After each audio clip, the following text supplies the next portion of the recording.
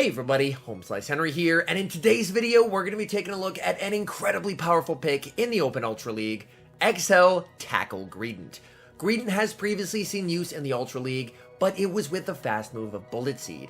Thanks to the buff that Tackle got in Season 12, Tackle is now a viable alternative fast move for Greedent, giving it significantly better matchups versus Dark Poison types and Talonflame, at the expense of slightly worse matchups versus Ghost types.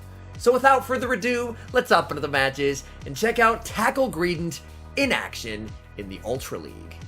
Hopping into the first match, picking up a terrible lead, Nidoqueen into Giratina. I save switch into Greedent, my opponent responds with a Drapion, and that is not a good response to a Tackle Greedent. If Greedent is running Bullet Seed, Drapion has a very nice matchup here, but since I'm running Tackle, Greedent is going to be able to cleanly win back switch. They're going to fire off a Crunch. That is perfectly fine. I'm going to let that go. I go for another Body Slam, but I do end up losing CMP. Second Crunch, able to land.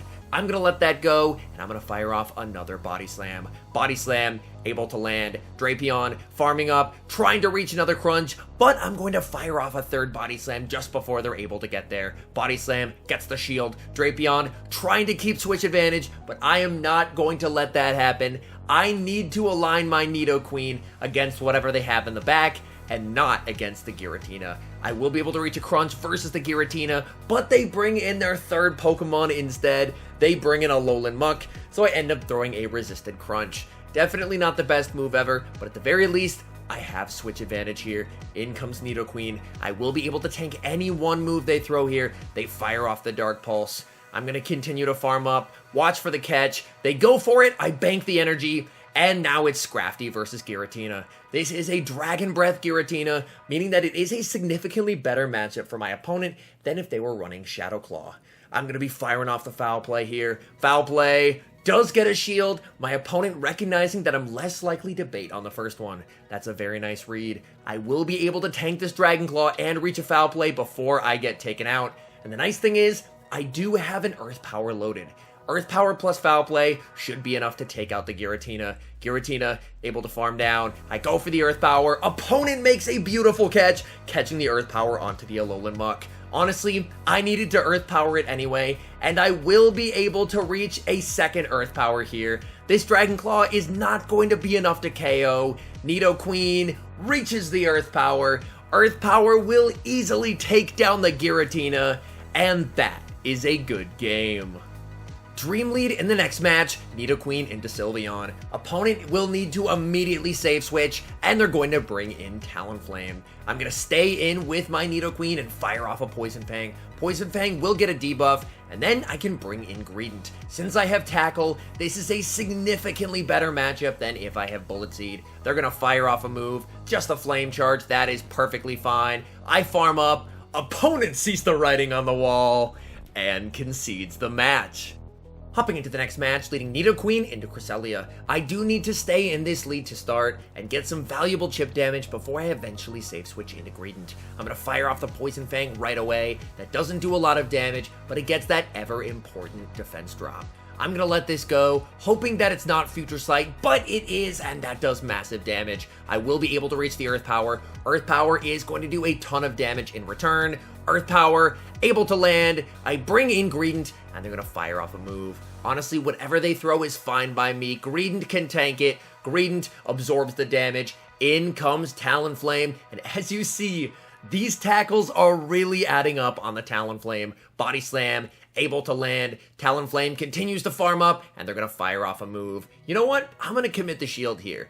They actually go for a Brave Bird as well. You love to see it. I'm going to be firing off the Body Slam. Body Slam gets the shield. Talonflame taking massive damage from the tackles, and they're forced to fire off a move. That's perfectly fine by me. I'm going to bring in Scrafty, counter down the debuff Talonflame, and leave with energy to take on whatever they have in the back. Opponent waiting their clock. In the back, they have Shadow Swampert. I have an energy lead, so I am not baiting. I'm going straight for the Foul Play. Foul Play, able to land, and that is incredibly valuable damage. This is only enough for a Hydro. I'm going to let that through, so that way I can guarantee it's a Hydro. I just have to watch for the catch. They go for the catch onto Cresselia. I farm up, switch, and catch onto the Nidoqueen. Let's go. They fire off the Moonblast. They zero bubble it. I'm able to farm down. They're able to farm me down, but I have so much energy loaded on this Scrafty. I'm going to fire off the power-up punch. That gets the shield. Foul play will get the KO. Scrafty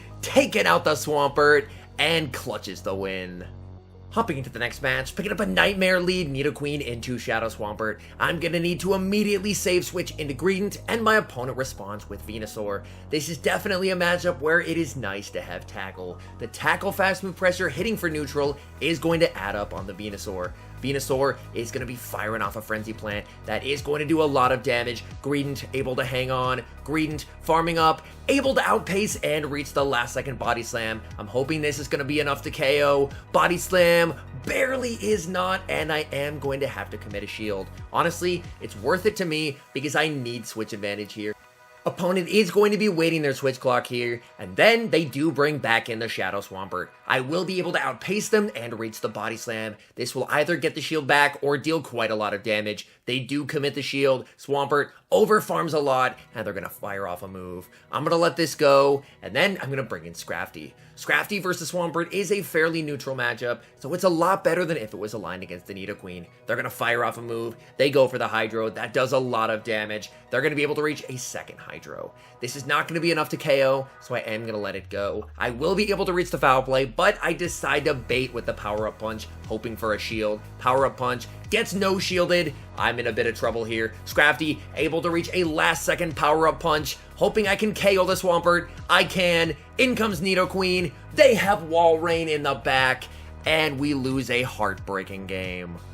Great lead in the next match, Nidoqueen into Tapu Fini. Opponent staying in here to start. I'm going straight for the Poison Fang. They make a beautiful catch, catching the Poison Fang onto their Registeel. That's a little unfortunate. I'm going to respond with Scrafty.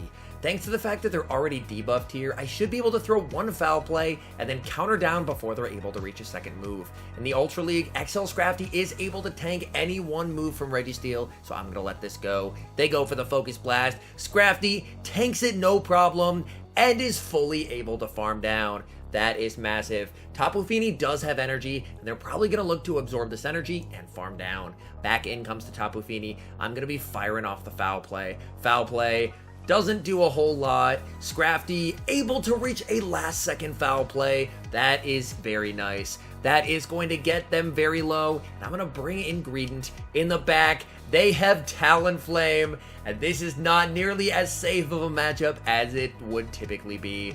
I'm going to just fire off Body Slam after Body Slam. Talonflame is going to fire off a move. Honestly, I don't have to shield the thing here. I'm going to let it go. It's a Flame Charge. That is totally fine. I'm going to fire off another Body Slam just before they're able to reach a move. Body Slam does get the shield. I'm going to bring in the Nidoqueen here because at this point, I just need to get energy on the Nidoqueen. Flame Charge does get shielded. Nidoqueen going for the farm down here. I'm just not able to get there, but this Poison Jab will KO. I'm going to let this through. I live it on very low HP, and I'm able to reach the last second Poison Fang. Let's go. That gets the shield. In comes Greedent, and I'm going to call the Surf. No shield from the Greedent. It's the Surf. Greedent able to reach the Body Slam, and that will be game over. Body Slam will take out the Tapu Fini and clutch the win. Hopping into the next match, leading Nidoqueen into Talonflame. Pretty decent lead. I'm going to stay in here to start, but I will eventually be switching out. I'm going to farm up 7 Poison Jabs and fire off the Poison Fang just before they're able to reach the move. Poison Fang lands. I bring in Greedent and I'm able to absorb the energy from Talonflame. Let's go. Talonflame went for the Brave Bird. They're staying in, but they are getting absolutely shredded by tackles. Greedent is going to fire off a Body Slam just before they're able to reach their next move. Body Slam takes out the Talonflame, and they're going to bring in Trevenant. Trevenant, not a typical response to Greedent. They're going to fire off a move. I'm going to let it go. Seed Bomb, barely not enough to KO, and I'm able to reach a last second Crunch. Let's go. Crunch deals some pretty significant damage to the Trevenant. In comes Nidoqueen, and I'm just going to start firing off these Poison Fangs onto the Trevenant.